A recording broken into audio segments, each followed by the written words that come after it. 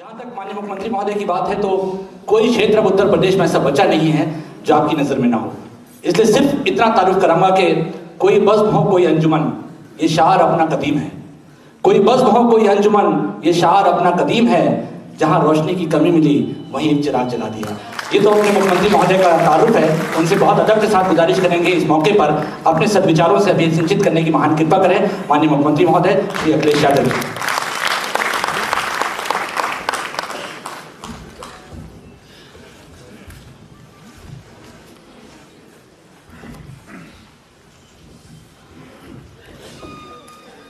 All India Kaifi Azmi Academy Lucknow के माध्यम से कार्यक्रम में उपस्थित आदरणीय शमन आज़मी जी, हमारे साथ मंत्री राजेंद्र चौधरी जी, चीफ सेक्रेटरी आलोक रंजन जी, राज्यसभा में सांसद राजब्बर जी, अली संसारी साहब और बहुत सारे सभी प्रतिष्ठित और सम्मानित महानुभाव, पत्रकार साथियों, मैं सबसे पहले जो तीनों लोगों को अवार्ड मिला है उन लोगों को बहुत बहुत बधाई और बहुत बहुत मुबारकबाद देना चाहता हूँ। इसके साथ साथ मैं आज के दिन आदरणीय श्रीमती शमन आज़मी जी का मैं धन्यवाद दूंगा कि उन्होंने लखनऊ में आकर के और इस तरह के कार्यक्रम कराने का काम किया है और शुरुआत की है। जहाँ तक कैफी आज़मी साहब की बात है, उनको न केवल हम बल्कि देश के जितने भी साहित्यकार हैं, कवि हैं और आज भी जो लोग रुचि रखते हैं शेर और शायरी से, वो आज भी उन्हें जानते हैं। उनकी अपनी जो लिखा है उन्होंने उसके माध्यम से, ऐसे कम लोग होते हैं जो अपने ग्रास रूट पे जाकर के काम फिर शुरू कर देते हैं। जो लोग उनके बारे में जानते होंगे वो ये भी जानते होंगे कि जहां पूरी ऊंचाइयां जीवन की देखी उन्होंने, मुंबई जैसे बड़े शहर में रह करके बहुत चमक धमक सब कुछ देखने के बाद जिस तरीके से वो अपने गांव से जुड़े रहे, ऐसे कम लोग होते हैं जो अपने रूट से और गांव से जुड़ जाते हैं। जब ऐसे लोग गांव में जाते हैं तो तमाम गरीब जो कमजोर लोग हैं उनकी वो ताकत बनते हैं। अपने गांव में रह करके न केवल अपने गांव के आसपास के लोग बल्कि मैं समझता हूं आजमगढ़ का और उत्तर प्रदेश का उन्होंने सम्मान बढ़ाने का काम किया। उनकी अपनी शायरी में, अपने लिखने में जो भाईचारा, जो सद्भावना, और मैं समझता हूं इतना बेहतर महिला सशक्तिकरण के लिए किसी ने नहीं लिखा होगा या काम नहीं किया होगा जितना कैफी आज़मी साहब ने काम किया है। वहीं जहां उनको मानने वाले, उनको सम्मान करने वाले लोग जहां उनकी चीजों आगे बढ़ा रहे हैं, वहीं सरकार की भी जिम्मेदारी ये बनती है कि जिसने समाज के लिए इतना बड़ा काम किया हो उसके नाम को हम लोग जरूर आगे बढ़ाएं। जिस समय मेरी मुलाकात शमन आज़मी जी से हुई थी उस समय मैं नहीं जानता था कि नेताजी ने कभी एक एकेडमी के लिए काम किया था या एकेडमी को कुछ बजट के माध्यम से सहयोग किया था। काम रुका पड़ा था, शायद अवार्ड भी नहीं था उस समय। उन्होंने, मैंने कहा कि इतने बड़े नाम के लिए आप जो कहेंगे हम लोग करेंगे, और उस समय जो जो तय हुआ, फैसला हुआ, मैं समझता हूं आज भी जमीन पे दिखाई दे रहा है। बहुत सारे लोग ये नहीं जानते होंगे कि हम लोग काम करा रहे हैं सरकार की तरफ से, लेकिन कई बार ऐसा भी होता है कुछ ट्रक भर के लोग आते हैं, काम रुकवा देते हैं, वो जैसे ही चले जाते हैं हम फिर काम शुरू करा देते हैं। उसकी वजह से थोड़ा विलंब तो हुआ है, क्योंकि संस्था को चलाने वाले आप जानते होंगे, उनके वरिष्ठ अधिकारियों से भी मैंने कहा कि देखिए सरकार इतना बड़ा काम कर रही है और इतना अच्छा काम होगा लखनऊ नहीं, मैं समझता हूँ हिंदी उर्दू जानने वाले लोगों के लिए, क्योंकि कैफी आज़मी साहब के बारे में जानेंगे तो हमारा भाईचारा बढ़ेगा, आपस में प्यार बढ़ेगा, मोहब्बत बढ़ेगी, क्योंकि उनकी शायरी, उनके लिखने में ये ताकत थी। मैं आपको भरोसा दिलाता हूं कि 10 मई आपने तय किया है, तमाम रुकावटों को दूर करके कोशिश करेंगे 10 मई को जब हम आज यहाँ मिले, अगली बार वहां पर मिलेंगे। जहां तक सरकार की बात है, सरकार ने हमेशा कोशिश की है कला और साहित्य का कैसे समय छोड़ो और कैसे आने वाली पीढ़ी को हम लोग दे करके जाए। एक समय ऐसा है, एक सरकार ने सब अवार्ड बंद कर दिए। हिंदी संस्थान के लोग जानते होंगे, तमाम अवार्ड उन साहित्यकारों को मिलते थे जो लोग हिंदी के क्षेत्र में बेहतर काम कर रहे थे। वो अवार्ड बंद कर दिए गए। समाजवादी लोग आए, हम लोगों ने पूरे के पूरे अवार्ड फिर शुरू कर दिए। इसी तरह भाषा विभाग था, इसी तरह संस्कृत वाले लोगों के लिए उनके तमाम इश्यूज थे जिनके बारे में कोई नहीं सोचता था। बहुत बड़े पैमाने पे नहीं, लेकिन तमाम संस्कृत के स्कूल चल रहे हैं। हमारे तमाम संस्कृत के अध्यापक, उनकी मांगे थी। संस्कृत के लोगों को सम्मान देने की भी जो परंपरा थी वो भी रुक गई थी। उसको भी समाजवादियों ने आगे बढ़ाने का काम किया। उर्दू को लेकर के बहुत चर्चा हो जाती है। अगर समाजवादी लोग उर्दू की बात करें तो तमाम विरोधी लोग दूसरी दिशा में ले जाते हैं बात। हमें तो मुश्किल इस बात की है, मुझे याद है आदि श्रीमती शबाना आजमी जी बनारस से उतर करके आजमगढ़ जा रही थी। उन्होंने ट्वीट कर दिया कि सड़क खराब है और सब लोग आंदोलन करने लगे क्योंकि नया जमाना है, नई तरह की बातें नई जगह पर होती हैं। सबको लगा कि समाजवादी सरकार की सड़क है लगता है। मैंने कहा भाई सड़क देख लो, ये स्टेट हाईवे के नेशनल हाईवे। बाद में पता लगा वो नेशनल हाईवे था। कम से कम हम लोग बच गए। तो जो भी कुछ कर सकते हैं हम लोग कर रहे हैं, हिंदी भाषा के लिए, संस्कृत के लिए, उर्दू के लिए। और हिंदी उर्दू तो ये रिश्ता पुराना है।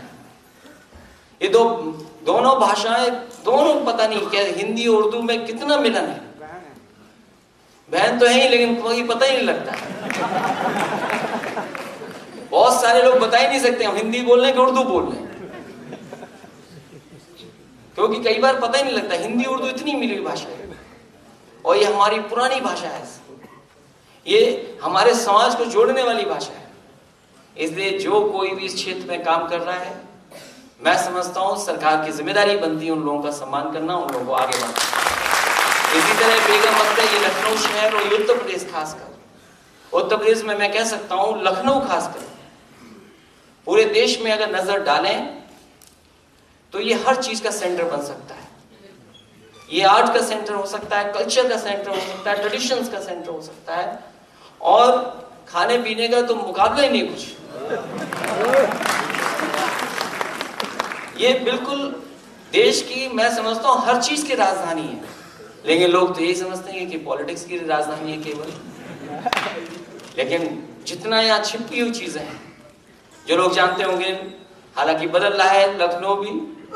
अब मेट्रो आ जाए, साइकिल ट्रैक आ जाए, एक्सप्रेस वे आ जाए और हम अपनी भाषा को छोड़ दें, तो मैं समझता हूँ ये असली विकास नहीं होगा। जैसा कि आपने कहा कि जीडीपी अगर हम देखें, असली विकास जीडीपी नहीं है। और जो लोग जीडीपी के बारे में बात करते हैं वो ये जानते जरूर हैं कि अगर किसान और गांव में रहने वाला अगर खेती नहीं ठीक करेगा, हम कितनी भी कोशिश कर लें, हमारी जीडीपी का आकलन ठीक नहीं हो सकता। जहां किसान इतने हो, नौजवान बड़ी संख्या में हैं, तो कहीं ना कहीं हम लोगों के बीच में जो दिलों की बातें वो भी होंगी, तब मैं समझता हूँ सही मायने में जीडीपी आगे बढ़ रहा है। हम समाजवादी लोग तो खुशी दे सकते हैं, जो थोड़ी बहुत दे सकते हैं। हम लोगों ने लैपटॉप दे दिया, लोग उसमें भी बुराई ढूंढ रहे। आज रिक्शे दिए हम लोगों ने, ई रिक्शा। एक 40 साल के बुजुर्ग जो आए रिक्शा लेने, मैंने उनसे पूछा कि कितने साल से रिक्शा चला? बोले हम 40 साल से रिक्शा चला। बताओ उसके अंदर कितने बुजुर्ग जो थे उनमें कितनी खुशी होगी जब सरकार की तरफ से फ्री रिक्शा मिल रहा। उन्होंने किराए पे चलाया रिक्शा, और ये पहली सरकार होगी जो इतने बड़े पैमाने पे काम कर रही है। उसका इंश्योरेंस भी दे रही है, रजिस्ट्रेशन की भी फीस दे रही है। एक नई शुरुआत करने का मौका दिया, और जिसके पास पहुंच रहा होगा समझ लो उसका जीवन नया शुरू हो। हम लोग पार्क बना रहे हैं। अखबार के लोगों ने कहा कि पार्क में 1 लाख लोग पहुंच गए। अगर मैं नेताओं से सुनता हूं, अगर नेता कहें कि 1 लाख लोग थे वहां पर, तो मैं 50,000 कम कर देता हूं। अगर अखबार वाले लोगों ने लिखा है कि 1 लाख थे, तो मैं 50,000 जोड़ देता हूं कि कम से कम 1.5 लाख। और उस पार्क में जो सामान रख दो, मिनरल वाटर पूरा खत्म हो गया, बाटी चोखा पूरा खत्म हो गया, और वहां पर बिरयानी था उसका भी पता नहीं लगा। समझ लीजिए ऐसा पार्क लखनऊ में। ये लखनऊ शहर, मैं समझता हूँ आसपास के शहर जितने भी आप देख रहे होंगे, सबसे आगे और तेजी से बढ़ता हुआ शहर है, और आने वाले समय में सबसे सुंदर शहर भी बन सकता है अगर हमारे तमाम लोग सहयोग करें। क्योंकि जिस शहर में मेट्रो हो, ई रिक्शा चल रहे हो, साइकिल ट्रैक हो, और देश का सबसे बड़ा एक्सप्रेस वे जोड़ रहा हो। अभी तो टूरिस्ट कम आते हैं, लेकिन मैं भरोसा दिला सकता हूँ जिस समय ये एक्सप्रेस वे जुड़ जाएगा आगरा से, सबसे ज्यादा टूरिस्ट अगर कहीं आएगा तो वो लखनऊ शहर। इसलिए हमारे जहाँ हेरिटेज है, जहाँ इतनी पुरानी चीजें हैं, मैं समझता हूँ यहाँ के लोगों का, और अगर ऐसे आप लोग आते रहेंगे, क्योंकि राजभर साहब मंच पे नहीं आए, लगता हमारा उनका पुराना झगड़ा इसलिए मंच पे नहीं आया। लेकिन राजेश नादिर बब्बर जी जानती होंगी, अगर मुंबई में पहली बार मैं कभी गया तो शायद आपके घर पे पहली बार रुका था मैं जाकर, शायद आपको याद होगा। मैं जब इंजीनियरिंग खत्म करके पहुंचा था मुंबई में, पहली बार मैं गया था, उस समय आपका जू का कोई फ्लैट था, उसमें हमें आपने रोकने का काम किया। इसलिए इस मौके पर मैं बधाई देता हूँ तमाम लोग जिनको आज सम्मान करने का मौका मिला है, और खास मैं सबसे ज्यादा धन्यवाद दूंगा आदेश शमन आजमी जी को, जो अपने पिताजी और इतने बड़े उनका शायर का, जिनके बारे में शब्द कम पढ़ सकते हैं, उनका काम आगे बढ़ा रहे हैं। कम से कम नई पीढ़ी को सीखने का मौका दे रहे हैं। पुराने लोग तो सब जानते हैं, लेकिन नई पीढ़ी को भी बहुत कुछ सीखने को मिल रहा है। जहां उनकी एकेडमी को आगे बढ़ाने की बात हो, अवार्ड की धनराशि या और चीजें हैं, उसमें पूरी तरीके से सरकार सहयोग करेगी। और जो बात आप कह देते हैं, हमारी कोशिश होती है सरकार की पूरा करना। आपने कहा कि फिल्म आपकी रिलीज होने से पहले टैक्स फ्री हो जाए, तो मैंने कहा अवार्ड देने में तभी जाऊंगा जब मैं दस्तखत कर दूंगा। और चीफ सेक्रेटरी साहब जानते होंगे, तो फाइल आई, मैंने साइन करके तब मैं आपके बीच में पहुंचा हूं। तो कल से वो मूवी जो आपने बनाई है वो भी टैक्स फ्री है। मैं कहूंगा कि ज्यादा से ज्यादा लोग जाएं और देखें। कम से कम जिस इशू पर वो फिल्म बनी है, मैं समझता हूँ आज हमारी वो भी जरूरत है कि समाज में वो बातें पहुंचे। बहुत बहुत धन्यवाद, बहुत बहुत बधाई सब लोगों को। बस सीधे शुक्रिया अदा करने के लिए रस्म दुनिया भी है, मौका भी है, दस्तूर भी है।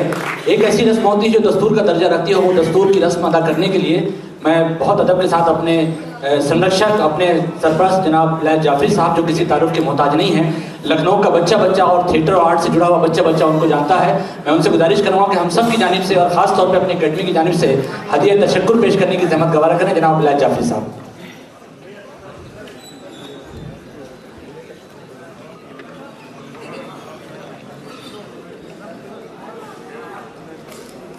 मोहतरम अखिलेश यादव जी, ख़वातीन हज़रात,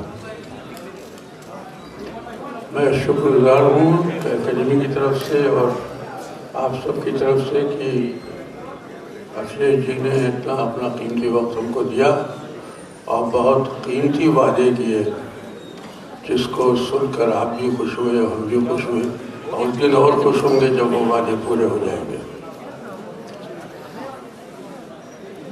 आप सबका शुक्रिया कि आप यहाँ तशरीफ़ लाए, और प्रेस के जितने हमारे दोस्त हैं उनकी भी मेहरबानी का शुक्रिया।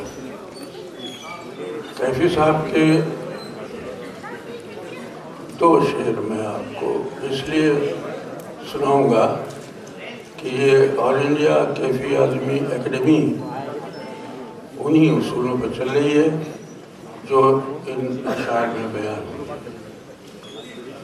जो खुदा नहीं मिलता तो इतना मातम क्यों, जो खुदा नहीं मिलता तो इतना मातम क्यों, यहाँ तो कोई मेरा हमज़बा नहीं मिलता। तो हमको हमज़बा की तलाश है जो हमारी बात को समझ सके, हम अपनी बात उनको समझा सकें, वैसे हमज़बा की तलाश है। वो तेग मिल गई जिससे हुआ है कत्ल मेरा, वो तेग मिल गई जिससे हुआ है कत्ल मेरा, किसी के हाथ का इस पर निशान नहीं मिलता, हमें उस निशान की तलाश है। बहुत बहुत शुक्रिया। हम अपने अकेडमी की जानिब से एक बार फिर इज़्ज़त-माब वज़ीर आला साहब का बहुत बहुत शुक्रिया अदा करते हैं। ये अवार्ड की तकरीब यहाँ ख़त्म होती है, लेकिन इसके बाद एक बहुत खूबसूरत प्ले, ये है बॉम्बे मेरी जान, कैफी साहब को समर्पित करते हुए नादरा बब्बर साहिबा का लिखित और निर्देशित, उसके लिए शुभकामनाएं देते हुए मंत्री से अनुमति लेते हुए इस कार्यक्रम को यहाँ समाप्त करते हैं और आप सबका एक बार पुनः बहुत बहुत बहुत शुक्रिया अदा करते हैं। आप सभी से गुजारिश है कि अपने अपने सीटों पर बैठे रहें। मात्र 5 मिनट के बाद प्ले का शुभारंभ होगा, प्ले की शुरुआत होगी। आप सभी का एक बार फिर बहुत बहुत शुक्रिया। बाकी लोग बैठ जाएं।